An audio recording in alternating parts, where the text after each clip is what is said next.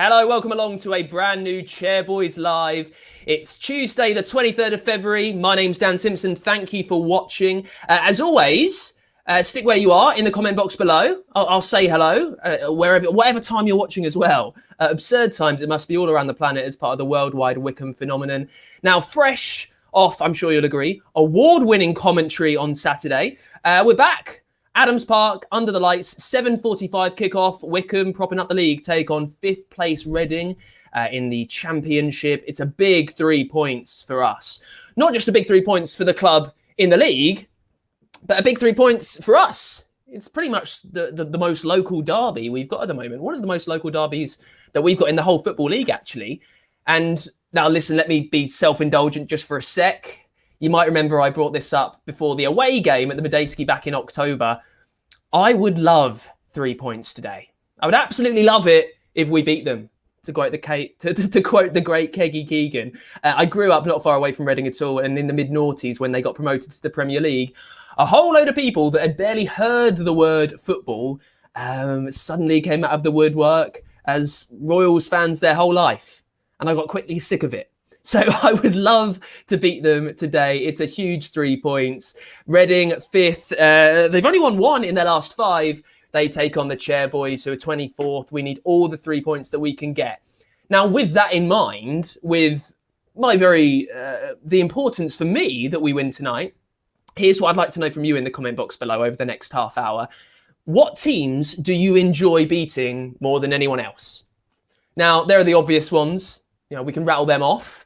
But if you've got something a bit more left field, if you've got examples exactly why, keep them, it's a family show. Let's not get too post-watershed. But if you've got examples why you really like beating the teams you do, let me know. I'll pull them up and I will say hello. Hello to Paul McLeod. Oh, hello to Blake. Hello, 3 points. It's only 8 points from safety. That's right. Thank you very much for listening in. Who else have we got? Hello to Neil Summers. These games do come round incredibly quickly, don't they? Thank you for spending your evening with us, Neil. Hello, there you go. Hello, Paul. Nice to see you watching. Hello from Colin, who is watching from the glamorous port all around the world of Amersham. Lovely that you're joining it with us, Colin. Thank you very much for watching. We can go a little bit further afield, though. Ryan Waller is in Tennessee. Hello, Ryan Waller. Thank you very much for watching. 2 p.m. over in Tennessee. I was chatting to Pete earlier on in the office, and he was enthusing how much he used to enjoy an afternoon English football kickoff over in the deep south where you are. He would enjoy those very much, I think. So thank you very much for getting involved. Yeah, listen, in the comment box below, let me know which team you really like to beat. We'll keep you busy for the next half hour. We'll catch up with the chairman, Rob Couhig, reflecting on a busy and very eventful year in charge. And we'll also chat to an ex-chairboy and ex-royal who's doing big things away from football at the moment. We'll catch up with him in a sec. First, let's head pitch side and chat to Tom Baldwin, who's in the press box with the team news. Hey, Tom. Hi, Dan. How you doing? Yes, I'm very well, thank you. Now, listen, look, running through the team, 2 players who I reckon want good games for Wycombe today. Jordan Abita, Gareth McCleary lining up against their old side. Talk us through the 11. Yeah, exactly. So thanks, Dan, for having me. 2 games at Adams Park this week. On Sunday, we, of course, play Norwich City. But today we face Reading, who find themselves 5th in the Championship table, just inside the playoff places. Of course, if we remember back to, I'm pretty sure it was November or late October, we played the Royals and we were very good, in my opinion, just missing out by a goal to Lucas Yao as Reading scored with their only shot on target that game as well. Remember that, their only shot on target. Was it really their only shot on target? It really was, yeah. It really was. We had that game. Yeah, we had 3 that game and we had 1, yeah. Oh, very quickly, I remember. Look, the other day I said something about Derby. I've been absolutely pilloried for it online. Like the clip's been shared 100,000 times or something ludicrous. But I'm not afraid of this. When we played Reading at the Matchday in October, they were terrible, and they came onto the game on the back of like 7 straight wins. I can't believe they only had 1 shot on target. Listen, so what team have we put out today to try and improve our fare? Yeah, exactly. So in terms of headlines today, for the team news, David Stockdale, of course, keeps his place after that. I'll tell you what, very well-merited, fantastic performance against Millwall to keep a clean sheet. on Saturday. He obviously keeps his place due to Ryan Alsop's absence through injury. Meanwhile, Curtis Thompson returns to the bench, but regulars Joe Jacobson and Adebayo Akinfenwa miss out.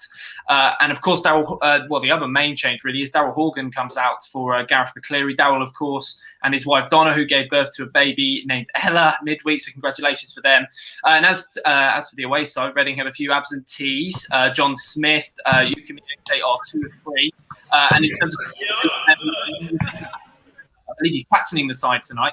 He's fully recovered from his injury, and he actually started midweek for them as well. And George Puskas returns to the bench for the side as well. We can see on the pitch side live cam there, a little bit grainy, but you can see David Stockdale warming up. It's obviously a big game for him. Second start in a row for Stockdale. I thought he came up very well against Millwall. Pulled off some pretty big saves for us.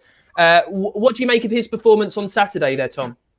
Yeah, I thought it was a fantastic performance, a really assured performance for someone who hasn't played for Wycombe for more than a year, to be honest with you. It was pretty much a successful reintroduction for him, who he returned from his emergency loan over in Stevenage to keep a clean sheet. I thought it was a fantastic performance, and obviously I feel like most people certainly have seen his interview with Moose after the game, and I think it really shows the spirit that this team have in the dressing room. With one of those fantastic answers from David. It was a brilliant answer, and he's back into the lineup and completely deservedly, and hopefully he can produce another performance like that. Yeah, very good point. Who can you see turning in a big performance? As I say, McCleary coming back, Jordan Abita against his old side. We've got a lot of firepower up there. Who are you thinking might turn it on for Wycombe tonight, Tom? Yeah, you can't really look past Uche Ikpeazu. I thought he had another fantastic game against Millwall, even though we didn't score. He had one chance, I think, where it was similar to the build-up of his Brentford goal, where he cut in, he turned inside out, and he just managed to get his shot away. But obviously, he lacked the finish that he had against Scoreboard. As Pete joins us live in the press box. Yeah, apologies for any language you might have heard there. Welcome to Chairboys Live. In terms for Reading, I've mentioned Lucas Yao earlier. He scored that goal against Lucas. Sorry, I'm all over the place. Lucas Yao scored that goal against Reading, or against us rather. He's got 17 goals this season in the Championship. He's the third highest goal scorer, and he's certainly the person to be looking out for Reading tonight. All right, Tom. Well, listen, I'll let you go there, mate. Thank you very much for joining. Amazing team news as always. And thanks to Pete there. Always remembering to turn the microphone on. Now, listen, we'll chat to an ex-Chairboy and ex-Reading Royal who's doing amazing things off the pitch at the moment. Very quickly, remember, although you can't be here today, we can't have our normal mascot action, which is such a big part of the football experience. You can do the next big thing. You can have virtual mascots. Go to the website, wwfc.com, to find out how you can be part and be a virtual mascot for the Chairboys. Today's virtual mascots, we've got Oliver. Hello, Oliver. Thank you for joining us. Also to Jake. What a grin on a nice grin on Stanley there. And hello to Kian as well. Thank you so much for being our virtual mascots today. It's Reading versus Wycombe.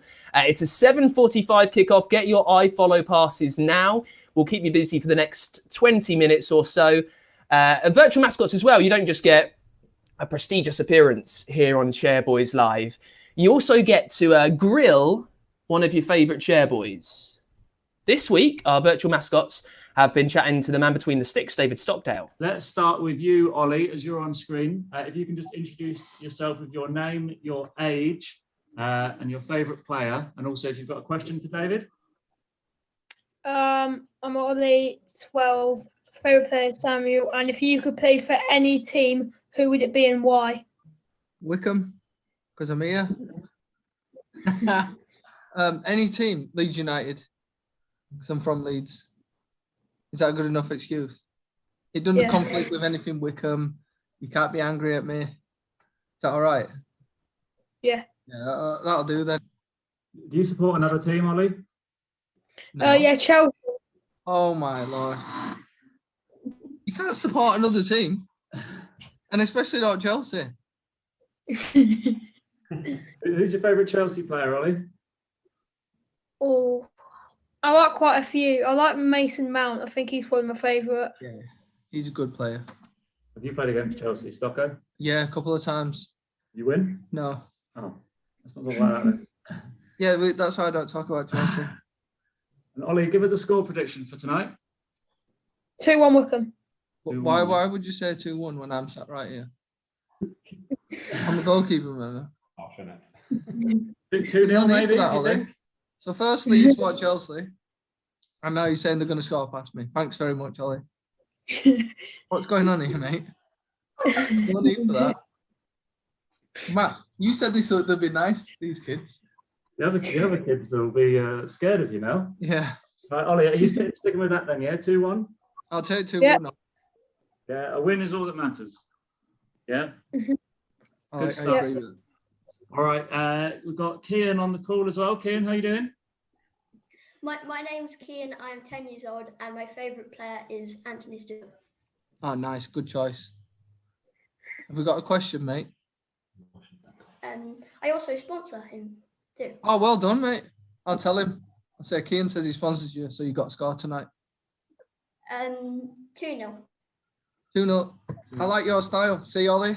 That is how we do it. Goalkeeper on, no goals against. Have you got a question for Stocko, Kian? How does it feel? Is it easier to be a goalkeeper with no crowd or with a crowd? With TV now, mate, it's all the same. Just normally get told off to your face rather than on social media. I enjoy fans in the ground. I like their interaction and being able to say hello and have a wave. So I don't know. That's a good question, mate. I'd rather it with fans, but it might be easier without. It is weird hearing your own voice very loudly. When did you first start playing football and why are you always a goalkeeper? I started when I was 5, just because my dad played football. And no, I was probably the best striker you'll ever see. And that I was that good. They said, you have to go in net because it's not fair. After the Millwall game, the interviewer kept on saying that we were virtually down already. Did that give a positive impact to the players in the dressing room? Yeah, they was happy that I said I was going to beat him up. Yeah. So that went down well. And you should have seen what me and Cess did to him after when the camera went off. He might be in hospital, but that's just a rumour. I don't know if he picked something up, flu or something. Would it fight the odds again and stay up? Pardon? Do you think would it fight the odds again and stay up? I can't believe you've asked me that. It's a good job you are asking the questions because I've had you in the headlock. Of course we're going to stay up. What do you think it is? Fighting positivity. How would you describe Wycombe in 3 words? In 3 words? It's not an essay. I've got quite a lot of words. David Stockdale best. Hey, I like that one. Who said that? Who said that? Shout up. Who said it? Yeah, I go with that. No. Resilient, passionate, the best. 4 words. Right, who said that? Right, who said that? That's Kian's dad, sorry. Kian's dad, you are not the mascot, otherwise we're going to charge you. I'm Right? going to be a mascot when I'm 50. Yeah, but we'll invoice you, Kian's dad. Okay, 75 quid, thank you. Go on then, need a score prediction. Yes, like it. And Jake? 2-0. 2-0, like it. See, Ollie? See, Ollie? Ollie? There you are. I see you now, yeah. Thinking, oh, why did I say that? I'll take 2-1, Ollie. If it's 2-1, fair play to you. Listen, always good crack, David Stockdale. Kian's dad, if you are watching, if you do want to be a virtual mascot, here's what you need to do. There's a lot of words. Easiest way for you to find this out. Look it up at wwfc.com. All of that is included. You get a behind-the-scenes video tour of Adams Park, and you get to have an exclusive Zoom call with a Chairboys player. Who knows, might be as much anarchy in that one as in your one. Brilliant stuff. If you do know any kids that want to get involved, head to wwfc.com to find out more. Very quickly, before we chat to the ex-Chairboy and ex-Royal, let's just run through, because I want to beat Reading today. I really don't like Reading. I'm not a fan of the Royals at all. I want to know who you really love beating. Philip Rouse says, yes, beating Bristol Rovers is always enjoyable, weather permitting. Stuart Barnes, hello, Stuart. Always love beating Southend, especially after the playoff final. Bayo, remember, in the first season back in League One, scoring 2 vital goals to keep us in that league. Who else have we got? Stephen McCafferty says, beating Sunderland at home. Yeah, Sunderland came down here with a lot of pomp and circumstance, didn't they? Lovely to get the 3 points there. Right, let's chat to an ex-chairboy, an ex-royal, who is doing big, important things kind of outside of the game now. Scott Davies, welcome to Chairboys Live. How are you, Dan? You okay, mate? Yeah, I'm very, very well, thank you. Listen, let me just take you back to kind of one of the first times I remember you at Adams Park, all right, very quickly.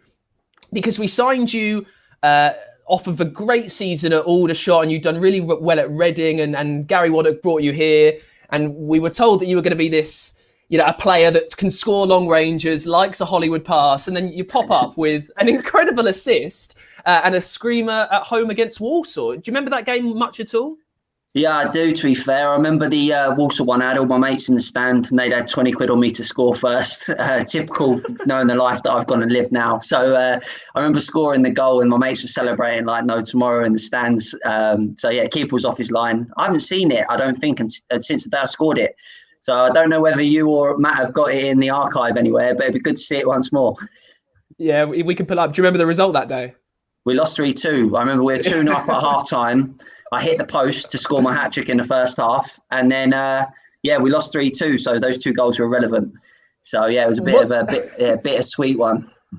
What's it like as a footballer when there is quite a lot of bluster, quite a lot of ceremony about you joining a club, and they expect so much from you, and then you actually manage to deliver in one of your first games? Yeah, no, it was nice. I was going to say Wycombe was one of my local clubs. It was my boyhood club. I was there till the age of 14, and then moved over to Reading, supposedly a bigger club at the time, and something I couldn't turn down. And then going back to Wycombe was, it was a nice feeling to go back there. And I think one of the things that I have in my career is a regret that I never went back again, because it was a great place to play. The fans were brilliant. But I only played, 20, 25 games maximum, I guess.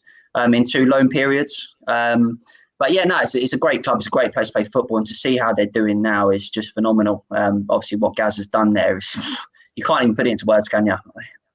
Well, let's talk about that then. You played for Reading, for Wycombe, kind of flitted between the two for a little time. What do you make of both of their journeys? I mean, Reading have kind of flirted with the Premier League a few times, come back down. They've had various bits of investment over the last few years. Seem to be making a tilt at the playoffs this season, whereas the Chairboys, we're trying our damnedest to stay in the league. What have you kind of made of both clubs' journeys, Scott?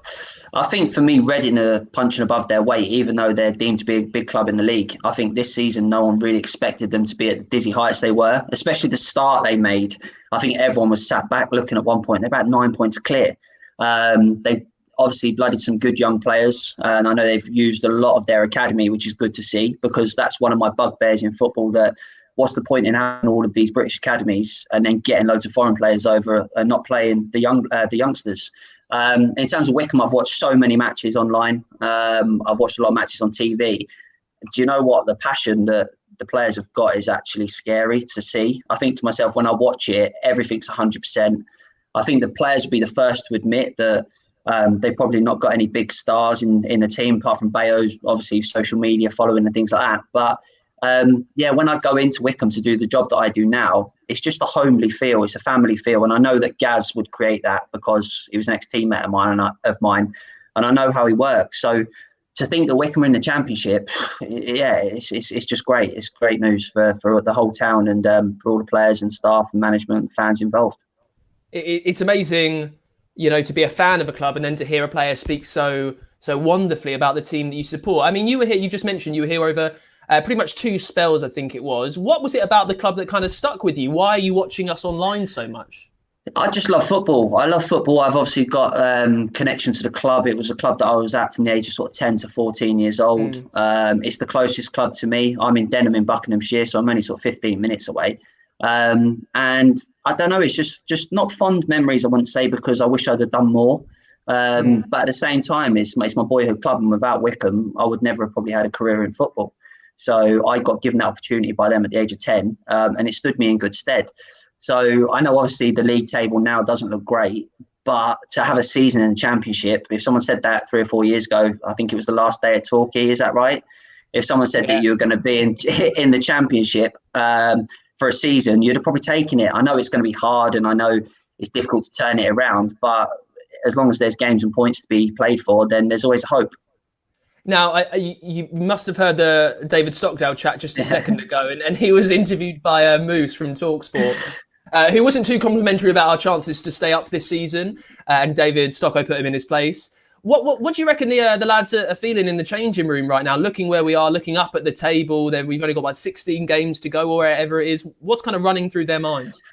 I think they'll feel quite despondent. It's their livelihoods at the end of the day. I think that looking up at the table is a tough thing to do. But for as long as it's mathematically possible, you just got to keep hoping. You see teams that go on these magical runs and manage to get out of it. Listen, it's going to be a mammoth task. But to have given, I think the saddest thing is that fans can't have seen the season live, be in the stadium, because they fully deserve to have been there and cheering on the boys. And I think that might have made a difference. I think a lot of the games now, I always say to my mates that in the group chat on WhatsApp, the team that wins the Premier League this year, the team that finishes in the top 4, the team that wins the Championship, it seems so false to me. It's got the asterisk by it, doesn't it? Yeah, it seems false to me. Like it's almost like a friendly season. I can't wait to see fans back. I know David Stockdale just mentioned it there. For me, even playing now, we played a season in front of no one ourselves. We usually have 1,000 supporters. And it's just not the same. It's not the same at all. You don't get that buzz on a Saturday walking out onto the pitch. You make a mistake and no one's screaming and shouting at you. And it's just very easy football. And I don't think that would have suited Wycombe, because I think that they need hustle and bustle football, fast-paced, high tempo, and fans give you that edge. So I think that's been a massive disadvantage. You were an interesting player, I think. You came around at an interesting time, because I mentioned earlier that you were a player that liked a long-range strike, a midfielder that liked to absolutely ping a pass from one wing to another. Beautiful with set pieces as well. But you kind of came around at the time in the early 2010s when everyone wanted short, quick passing, football, tiki-taka kind of stuff. What was it like being a midfielder at that point, Scott, when people suddenly like to get the ball on the floor and you want to be a bit glamorous with it as well? Well, when I had Tommy Docherty in my ear hole the whole game, screaming and shouting at me, it wasn't pleasant. I still say to this day, he's one of the best players I played with. But I think at times he wanted to throttle me, if I'm brutally honest. But one thing that Steve Coppell, one of my old managers at Reading, used to say to me is, you've learned to run before you can walk. He said, you can do all the difficult things. He said, but you can't do the simple things. And I think I needed to strip my game completely back. And it probably took me till the age of 25, 26 to actually do that. It was hard to do because I played from an age at the age of 10 where I went out there and expressed myself, made mistakes, and tried to entertain, I guess. And then all of a sudden it got to 25 and people were like, listen, this isn't acceptable. You need to do what we're asking. But I couldn't stop myself doing something if I saw it. So, yeah, it was tough. And that's probably why I'm sat at home now. So, yeah, it's probably the reason why it's worked out how it has. But it's like you say, I have no regrets. I've had a great time in football. I've done more than I could have ever imagined or wished for at the age of 5, 6 years old when it started out. So, it was fun while it lasted, being full time. And you're still part of the game now in some senses. I know people might be aware of the kind of work that you do, but it's so important at the moment with everything that we're fed through advertising, through all of that. Just give us a quick oversight of how you're trying to fix things, I guess, Scott. Yeah, so for people that haven't got a clue, I suffered with a gambling problem the whole time that I was in football. It didn't do me any good. Football and gambling just don't marry up. In 2015, I'd lost around £250,000 in total. I was in a bit of a hole. I was in a bit of a bad place, which I openly speak about now. So my job is that I go around to every single professional club in the EFL, speak to the first team, the under-23s and the under-18s about my problem. And if anyone can sort of relate to what I'm speaking about, then they come forward and ask for help. And we've managed to help out a number of players now, which has been great. So I get to go into these clubs. I get to see my old teammates, my old managers, and stay a part of it. And for me, listen, when I was 16, I never planned to do this job because you can't plan for it. But I got hooked into it at a young age, and I couldn't stop myself from doing it. So it's like you say, if people are watching here today, I don't know how many viewers and stuff that you have, but if anyone is about 4 million, I think. Yeah, I was going to say, I thought it was close to 3.5, but we'll take 4. But yeah, no, I think if anyone is struggling and they're watching this, then the best thing to do is reach out, speak to someone. If that's me, then feel free to fly into my inbox on Twitter, Instagram, whatever it may be, because we all need a helping hand sometimes. That's amazing. Well, I mean, it's so important at the moment because what with lockdown, I know there's light at the end of the tunnel, but people are bored. I mean, it's one of the easiest things to do. Listen, Scott, thank you for joining us. I'm going to have to leave it there, mate. Carry on doing the incredible work, and thank you for coming on Chairboys Live. Perfect. Thanks very much for having me. Cheers. Scott. Bye now.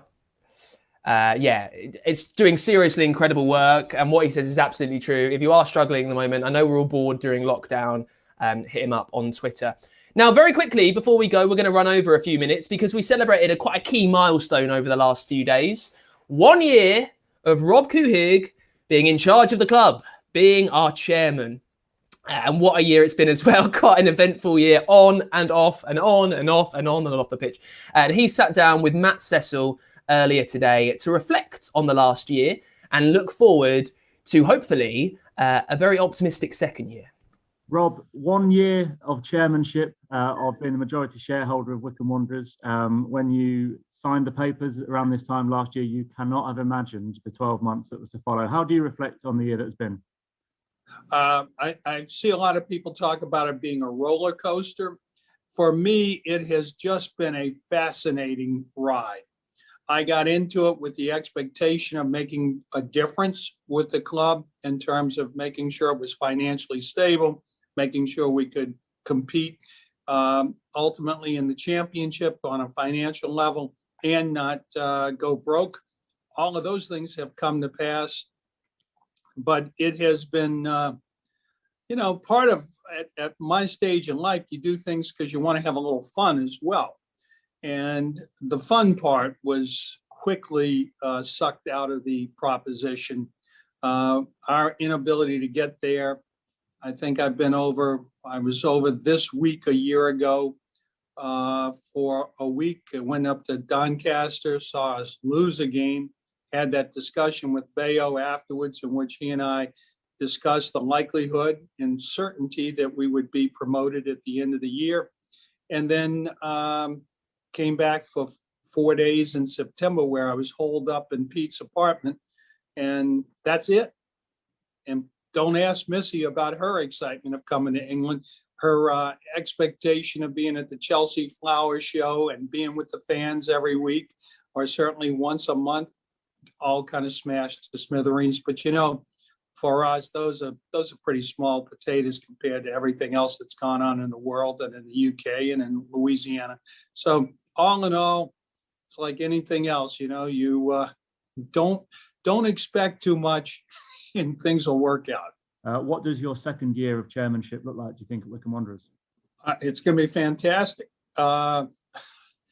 I say that with all the certainty that the last year has taught us that one can make predictions. I still believe and have no reason not to believe we will be in the championship again next year. I think that our player level will continue to develop, both the immediate squad and the developmental squad.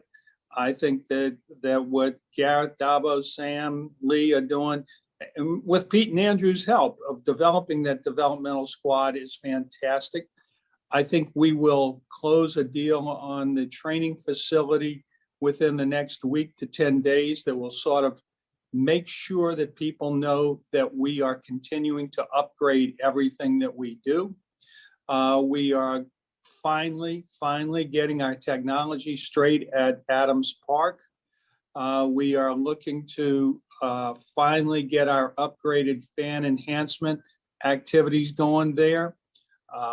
Missy and I talk every morning about when can we go back, and apparently the answer is sooner rather than later. We're going to come out with how we're dealing with the season ticket holders who have been so good to us within the next week to 10 days so that they're entitled. And I'll say this again, they want their money back. They can have their money back today. All they have to do is let us know. But we're going to try and come back with a package to enhance their leaving some of their money in or all of it in, if that's what they want, because it's obviously important to us financially. We're going to continue to upgrade the club financially. not the traditional English Football League way of an owner just going in his pocket and throwing money at it, but of making sure that we are building a consistent basis of money that will allow us to compete at the higher levels. I think that means that when you are able to come over, there'll be a big party and the first beers are on you? Absolutely. Let me say this. We're going to talk about our season ticket holders. They want to be season ticket holders because the first party is going to blow it out. Trust me on that. Now, I am trying. I had always said I would not come and go see a game until the fans could come. I am contemplating coming off of that just a bit over the next month because the hotels are starting to open up again. The length of quarantine may be down a little bit, and there are some things that we have to do. And you know me, I go to the games, but I'm mostly there for the off the pitch stuff. And there's some things we have to do to make sure that we are the finest that we can be next year. And that's where we are. It's 100% about that. And I'm excited about next year already. But I'm also keenly excited about how we finish this season. I have my prediction. I'm comfortable with it. I'm excited with it. And I don't intend to be disappointed. You and me both, Rob. Thanks very much for your time. Yeah, let's hope to see you back on this side of the pond sooner rather than later. Thanks. And thanks to everybody over there who has hung in with this club through these tough times, who has, and Matt, you know this, you couldn't ask for a better group of supporters than we have with Wycombe, both in the UK and worldwide. And we're going to owe them a lot in the coming days. Thanks a lot. Massive thanks to Rob for coming on Chairboys Live. Fingers crossed we can see him at a game very soon with everyone here, with all the fans. Yeah, looks like that light might be creeping towards the end of the tunnel, which is fantastic. And that is it for us. Just a 12-minute till kick-off. Get your iFollow codes now. Get your passes now. wwfc.com is the place to go. If you want to watch the game tonight, thank you very much for watching. 3 big points on offer. 24th plays 5th in the league. Wycombe take on Reading, 7:45 at Adams Park. Get your iFollow passes now. Thank you very much for watching. Here's for 3 points. Come on the Chairboys.